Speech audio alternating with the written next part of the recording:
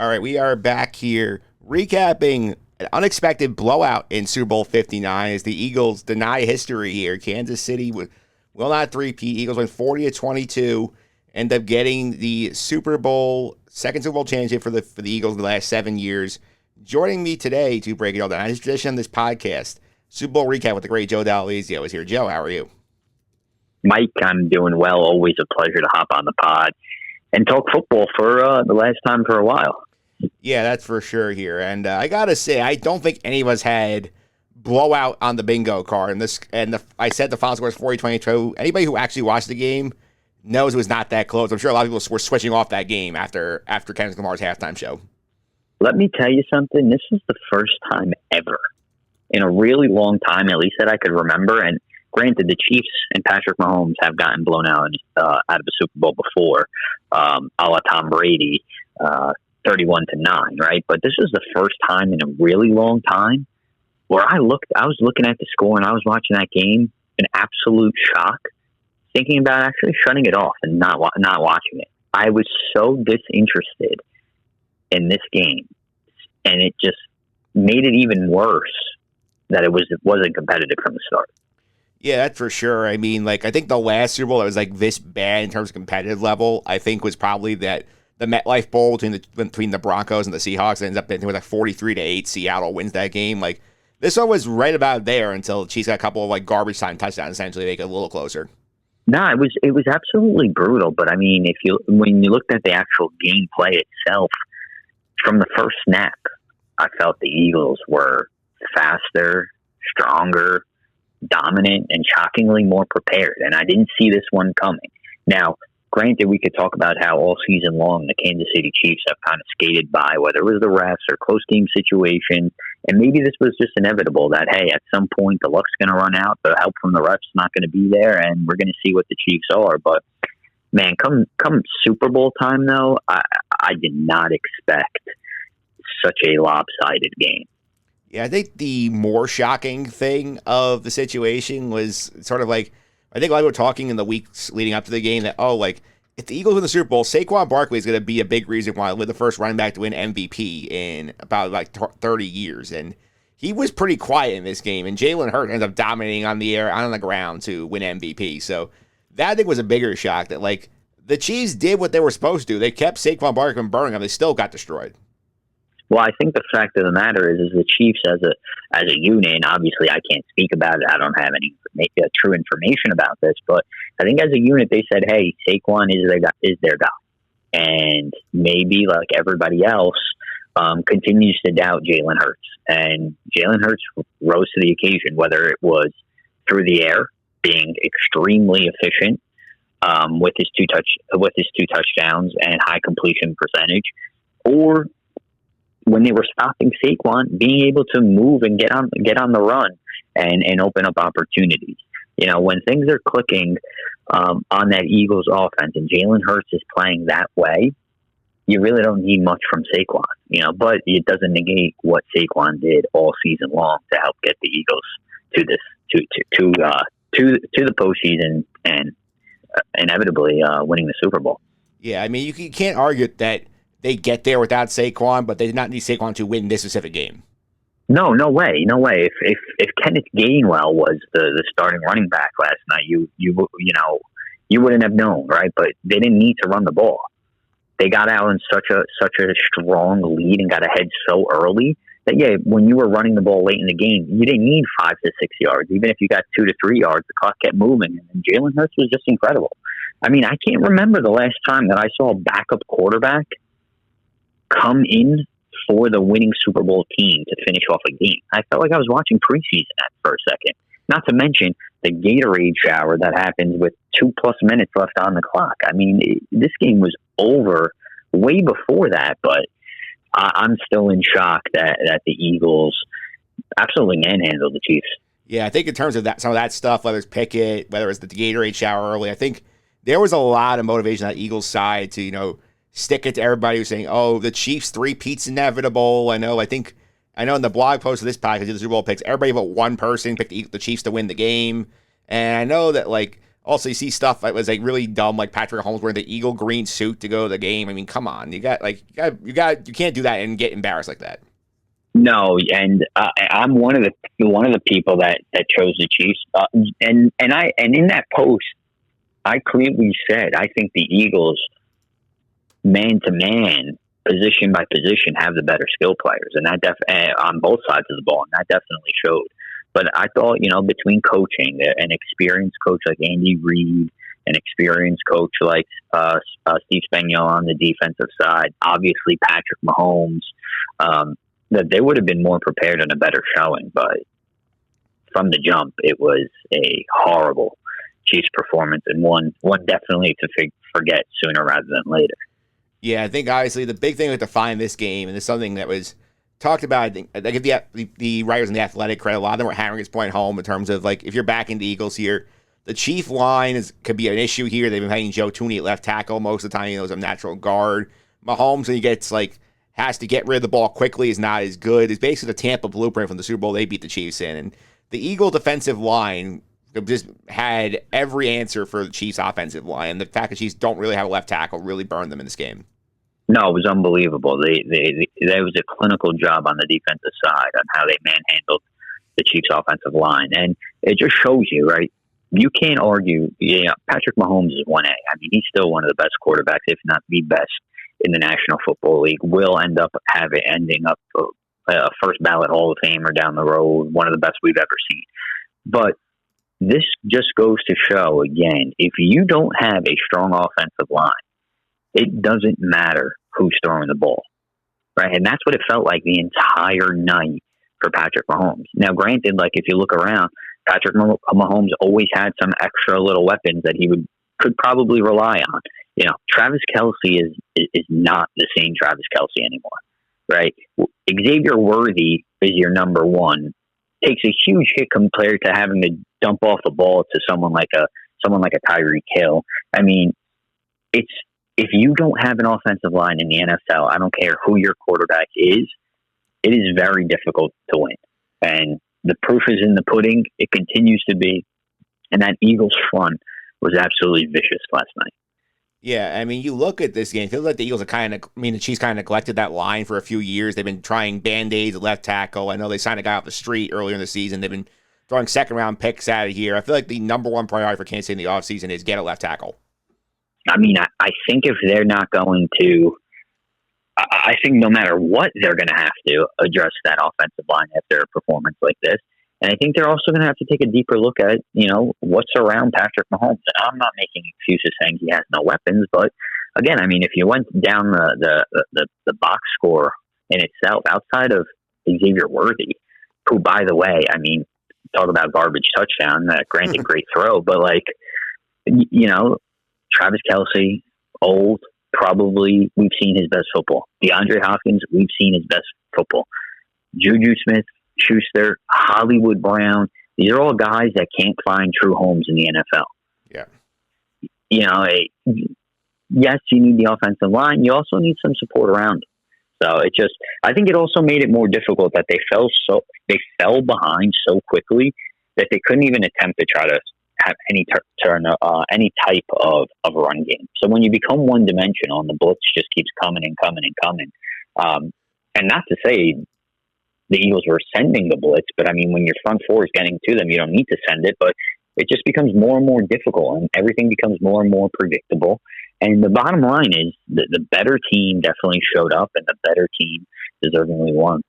Yeah, I mean, to be also something to note here in this game, like the great about the lack of running games, I was people around the game at the same point here, like even when the game was close, and I would say I feel like we both have a rough idea when the turning point of this game was, even when it's in the middle of the second quarter, it's only 10-0 Eagles. The Chiefs were making no effort to run the football, which made no sense to me whatsoever. Yeah, I was a little bit shocked by that, but at that point, I think desperation was starting to kick in already, knowing just the flow of the game. Even though it was only 10-0, and yeah, that's with a lot of football left to go, there wasn't a single drive that the Chiefs had where you felt like, okay, it's coming. It's about to click. Every single drive, you saw the Eagles just getting after them, play after play after play. So I do agree with hey, why aren't you trying to run win the bowl, but at the same time, they looked dead from the start. Yes, to me, it's felt like a sort of situation where like the Chiefs been so used to like coasting from ahead, playing from ahead. We'll get the big play, they'll make a mistake, we'll get a critical call in our favor. That when they faced real adversity, like the Mike Tyson sort of quote, like you don't have a plan until you get punched in the face, and then like once you get punched in the face, like they had no plan of how to respond to it. I mean, but this is a team though, also in the Super Bowl in years past, obviously, that has gotten punched in the face early on and has come back from double digit deficits and end up winning the Super Bowl. I just think this is more of a fact that this Eagles team was way better at every position, way better, and I think it definitely showed. Yeah, it did show for sure. I think would you agree with me? Like the point where you're sort of like, oh boy, this could be a problem here is I think the pick six from Cooper DeJean in the second quarter makes it 17-0 Eagles. Like I know the Chiefs had come back from big deficits before, but when you see something like that happen and the way it happened where like the rush is crashing on Mahomes, he gets hit as he's throwing, DeJean reads it and just takes it to the end zone. I think that's the point where I'm like, okay, this is not going their way today. No, I mean that was definitely a huge moment there. And then also I thought towards the end of the I believe it was the end of was it halftime or the late interception? Yeah. The late interception when Mahomes got the ball back, and I think it was Braun, the linebacker, who got the INT. And I said, "Yo, man, if they hanging up some more points on the board here, this game's really, really getting out of hand." But like I said, it just felt every single drive that the Chiefs had the ball, the Eagles had an answer. Patrick Mahomes was not comfortable one bit that entire game. And again, say what you want about the final score. This final score means absolutely nothing. It means nothing because of how dominant the Eagles were. Yeah, that's true here. I do think also the last thing on the Chief front here is sort of like, obviously, their legacy as a team is still secure. They have won 3 times into 5 Super Bowls in 6 years here, but like this is one where you feel like you're gonna look back here if you're a Chiefs like player or coach and say like, we had an opportunity to make like legitimate history that like we blew, and like we may never get the shot again because the odds of winning 2 in a row is hard, and like they would have to wait till 3 years from now to have a shot potentially to do it again if they manage to get back all these times in a row. Like I think like this was their one shot to make a truly defining historical landmark for their franchise. They didn't take it. I mean, history often repeats itself. We see the rise of dynasties. We see the fall of dynasties. I'm not here to say that this is the end of the Kansas City Chiefs because as long as Patrick Mahomes is around, they got a shot. But I think, this could be a passing of the torch in terms of we may not see that dominance like we've been used to seeing over the last 5+ years. Yeah. I think there's a good chance, especially in the AFC, we have all these great quarterbacks, whether it's Lamar Jackson, Josh Allen, Joe Burrow, you're going to get a defense to help him here. Like, I feel like you're going to start seeing more of the leveling of the playing field where, like the Chiefs will still go into Super Bowls. They're not going to go every single year. Maybe that conference championship game streak starts getting snapped a little bit. I think, like, this might be the sign, okay, like, this now we're going to start leveling the field a little bit, and some of these other quarterbacks start getting their cracks at the big game. Yeah. I mean, like, this is as big as it's crazy, right? Here's a team that ends up losing in the Super Bowl. They potentially an opportunity for a three-peat, the first team to do that. And we're talking about how important their offseason is going to have to be for them to kind of get back and stay at their dominant level. I mean, it's crazy to me, but here we are. I think you're right that, the AFC is a gauntlet, and as how they are currently constructed and their formula of winning and what it's to look like over, this past season, it's definitely not going to be enough to keep them getting back to where they're used to being. Yeah, I think the test for that is really going to be sort of like you look at what New England had to do. Like, there was definitely 2 distinct stages of their run, which was the first wave, I'd say, from like 01 to about like 07, like when they lose the Super Bowl to the Giants, and then they have to retool the roster, and then they have the second wave in the mid-2010s. I feel like we might be entering that window for the Chiefs where they have to start retooling how they put their roster together, try and win in this league. I think that's all on the table now, especially after that Super Bowl performance. And again, it's not like they had a chance. There was not a single point in that game where you're like, you felt, okay, here comes the Chiefs. Like, not a single point. And that, I think that shocked everyone. Yeah, for sure. I do think the Eagle front, like, you give credit to obviously Howie Roseman for building this roster up. Like, the defense, they really turned over a lot of pieces since the last time they played the Chiefs in the Super Bowl. They held them to 22 points. A lot of them were garbage time points. They got 38 the last time. And I think also big credit for hiring Vic Fangio, who the Dolphins will never live down the players saying he coached us too hard. We don't want it. Now he goes and coordinates a defense for a Super Bowl champion. Yeah, I mean, it's an incredible story, and that defense. That defense balled out. I mean, probably one of the better units that has gone under the radar this entire season, in my opinion. But it just shows. It just shows that, good coaching, good pieces throughout. The importance of hitting early, first round draft picks. Cooper DeJean. You have, the Eagles defense bringing in a guy like Oren Burks, who was absolutely dreadful with the Green Bay Packers. But here he is making plays left and right. I mean, sometimes it's just a change of place. It is system based, but they did everything. Credit to Vic Fangio and that entire crew for just being prepared and, nonstop effort is what you got from the Eagles in that front last night. I think the guy who really embodies it is Zach Baun, who really was just a guy with the Saints, and then Vic Fangio says, I'm going to bring him in, change position. He's going to be great. And he ends up being a defensive player of the year finalist and has a critical pick up a home with the Super Bowl. Yeah, I mean, it's unbelievable. And like, if you could look at their entire, linebacker core, defensive end between Zach Braun, Josh Sweat, Oren Burks. I mean, we're not talking about, marquee NFL names that the everyday person probably knows. I mean, these are guys that bought in. These are guys that showed up every day, put in the work, and it paid off. Yeah, for sure. And they also give credit to the Eagles too. It was very easy. I mean, Saquon Barkley, 25 carries, 57 yards. He did have a big catch in the pass game. Did not find the end zone here, but the balance, getting all these guys in the mix here, keeping the Eagles on their the Chiefs on their toes. I mean, at this point, we thought Jahan Dotson the first touchdown in the Super Bowl before he was railed down at the 1 yard line to a tush push. They're just a deeper team than the Chiefs are, every aspect. No, they were a deeper team. They were more creative, and they had. You knew going into it though that they had the more weapons. I mean, again, Devontae Smith, AJ Brown. I mean, I think you could interchangeably either of them become a number one if they were on the Chiefs roster. Yeah. Right. Yeah, obviously, Saquon was Saquon during the regular season. You didn't have to rely on him to do anything this game, right? And especially with how effective Jalen Hurts was, not only in the air, but on the ground as well.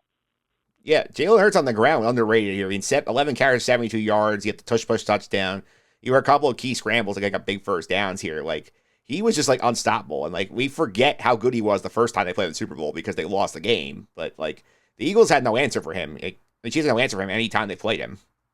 I mean, this was easily one of his best performances on the ground all year round. And there has been a few games throughout the regular season where he's put up numbers, but he was just efficient. He balled out. He made plays when there needed to be plays. When there was nothing available, he was able to find things with his feet and just kept the momentum going. There was never a time where that offense felt like, oh, they're stuck. Things aren't working. Right? It always felt like they were either moving the ball, and when they weren't moving the ball, the defense was making a stop to make sure they put their offense in a good position. Even if it had to be their kicker, Jake Elliott, nailing field goals, right? Still gave them opportunities to get points on the board.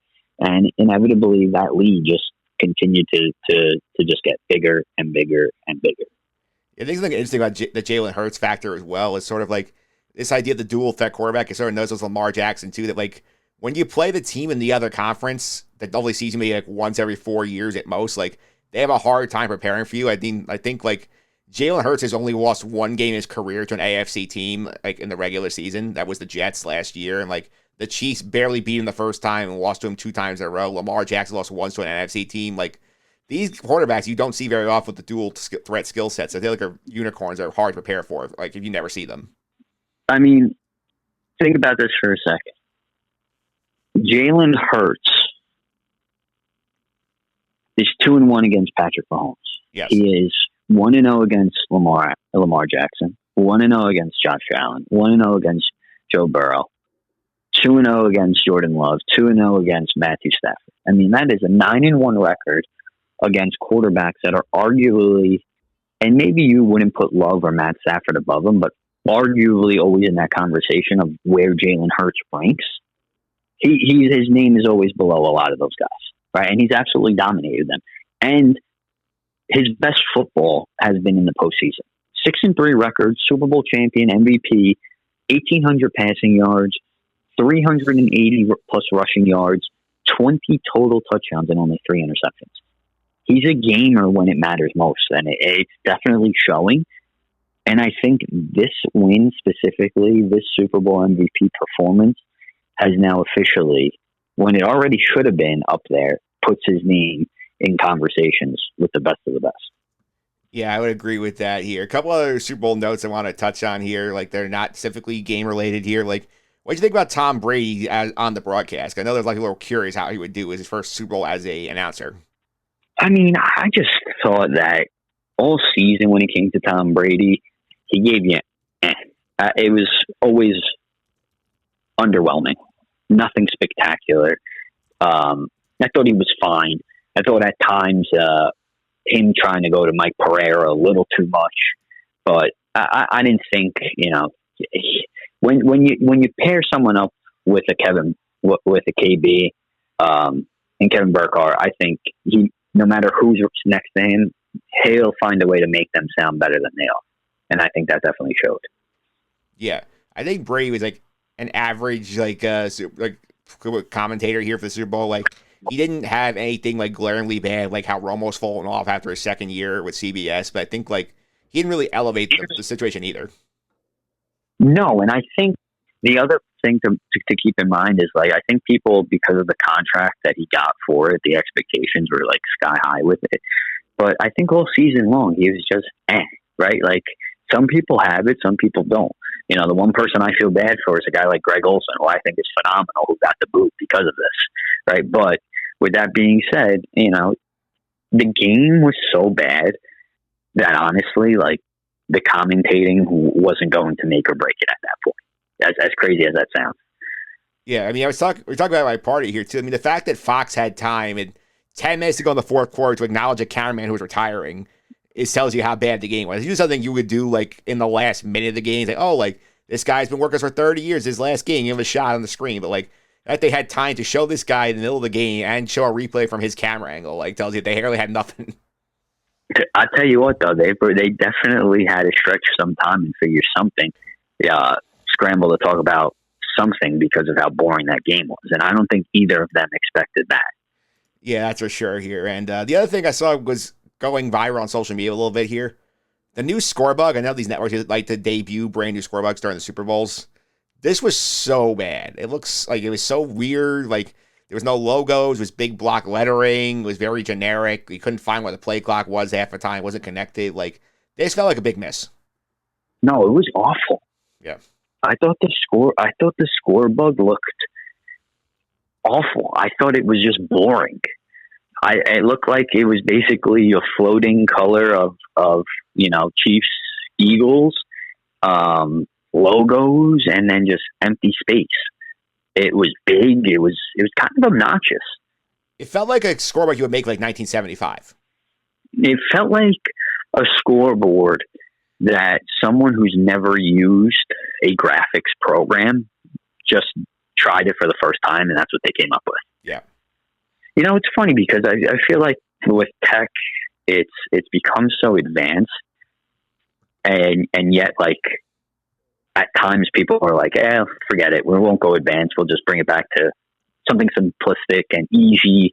But then people see it and they're like, oh, that looks horrible. So just curious who signed off on that, because definitely wasn't a good look. Yeah, I mean, somebody on Twitter last night put up a side-by-side of the last time they played the Super Bowl. When they brought out the previous package, it looked so much better. So much better. It was tighter, even though it was a little bit smaller. Like, I felt like this one kind of interfered with the game in a sense because of how big it was and how stretched it was. Yeah, and the stuff not being connected bothered me also because it looked like there's 5 distinct elements up at once going on the screen. it just looked like there was too much dead space. Yeah. I was not a fan, but most of Twitter was also not a fan. So they voiced their opinions. The fans were heard. Yeah, I'll be curious to see, because usually when they break that out, they bring it into the next season on their broadcast. So you wonder, like, if the backlash is bad enough that they will go back to the old package or like tweak this one to try and make it look better before next year. I don't think they could. I mean, listen, I guess people will just get used to it. It was just so different that it shocked people. So if they stuck with it, I think it's more of like a, hey, now we're used to it and the viewers are used to it. But I got to believe that there's going to be somebody in the lab tweaking things after this one. Yeah, for sure. A couple of things to wrap up here on the New York football front here. I mean, this was a rough one for the Giant fans. Not only do you have, like Saquon wins the Super Bowl, the Eagles win the Super Bowl, like all the stuff that goes with it here. You also had the pregame show where you got like Michael Strahan on the barge with Saquon Barkley taking out the Eagles flag, going "Fly Eagles Fly" on the pregame show. Like, that's not a fun day for Giant fans. No, if you're a Giants fan, you got to be sick to your stomach. Forget about the whole Saquon thing. Obviously, you're sick.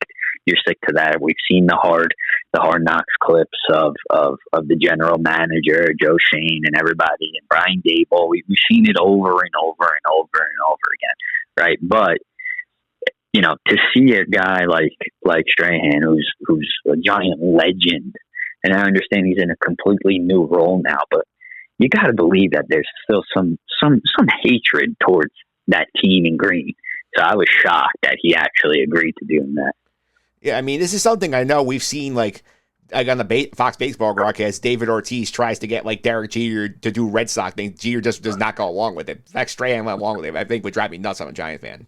No, yeah, it's just like a terrible look, and it just it just puts more salt in the wound, like as if it wasn't already bad enough. The Eagles are in the Super Bowl. Oh, Saquon helped the Eagles get to the Super Bowl. Now we got a Giant legend, supporting the Eagles. It's just nonstop. Yeah, it doesn't end here. And then I think to add insult to the injury from that game here over the weekend, like the new Hall of Fame format, which like they tweaked because I know people were complaining it was too easy getting the Hall of Fame now. It seems to have like hurt Eli Manning with like a relatively weak class. Did not even crack the top 10 of people eligible for the Hall of Fame. He's not getting in. I feel like despite the fact he should get in eventually, it might take a lot longer than Giant fans were hoping for. Yeah, I thought he got snubbed. I mean, say what you want about Eli. He's a 2-time Super Bowl MVP. Like that's all that needs to be said. I mean, he was a leader of his team. You could argue that maybe he played a few too many more seasons than he should have. That's fine, right? But that doesn't negate what he did in the finest moments of his career against arguably at the time the juggernaut of the NFL.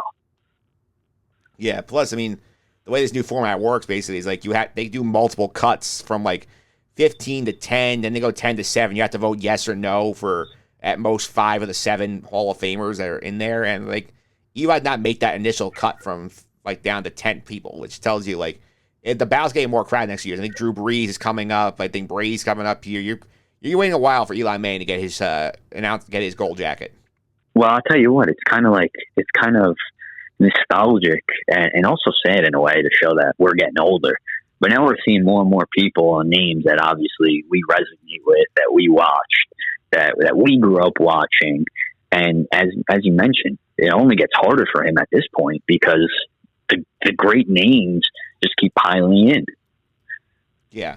I'll give you a good example. I'm looking at next year's ballot. So we got like 2026, for example, the potential Hall of Fame options that are on the ballot for the first time. I mean, you got Drew Brees, Larry Fitzgerald, Richard Sherman, Phillip Rivers is eligible. Like, there's a lot of big names on this board. You got Ben Roethlisberger coming, Adrian Peterson coming, Luke Kuechly. You got 2 years after that, then Brady in 28. Like, there's a lot of quarterbacks coming up. Oh, there's a lot of quarterbacks, and they're not only just the quarterbacks. I mean, you just named some great all-time greats. Yeah, in there. So, I mean, it only gets harder for him at this point, which is a damn shame. It is a shame. And the last thing I want to touch on here, the big New York news here, typical Jets to have this leak on Super Bowl Sunday here that they are moving off Aaron Rodgers. The new regime does not want him to be part of the plan. They decided that they're going to move forward here. We saw some Jet players air the displeasure on social media. I know Quentin Williams had a couple of posts about it here, but what do you think about this decision? Because to me, I think they made the correct call here. I don't think you're getting much more mileage out of Aaron Rodgers than you got the last 2 years. I just don't. I don't know where you go though from here. Yeah, I don't know where. That's my biggest thing. Like, I agree. We've definitely seen the best of Aaron Rodgers. Yeah, like we've seen the best of Aaron Rodgers. There's no doubt in my mind. But like, where do you go from here? Is it a stopgap with Tyrod Taylor, and then what? Another crappy year to then hopefully be that bad to draft your franchise quarterback, or are you going to reach on someone or trade up capital to get someone? Now, I get the whole cleaning, starting over thing. As a new coach, first time head coach, new general manager in the building, you want to have that control, right? I get that. And that's why it kind of makes sense that, hey, we can't be held captive of doing what we want to do because this guy wants to have such a big voice in the locker room and just be the face of the franchise, right? So I get that side of it. But in terms of football, say what you want about Aaron Rodgers, he didn't have the worst year, right? There were a lot of quarterbacks that played way worse. So I just don't see, like, you're not getting any better with any move that you make. You've just lost Aaron Rodgers. Inevitably, you've lost Devontae Adams. So it's kind of like, hey, we're gonna restart again. And for a lot of those veterans that are there, guys that have been around for 3 or 4 years at this point, they're probably getting tired of that. And I wouldn't be surprised if a couple of them are like, hey, like, if this is the direction, then I don't want to be a part of this.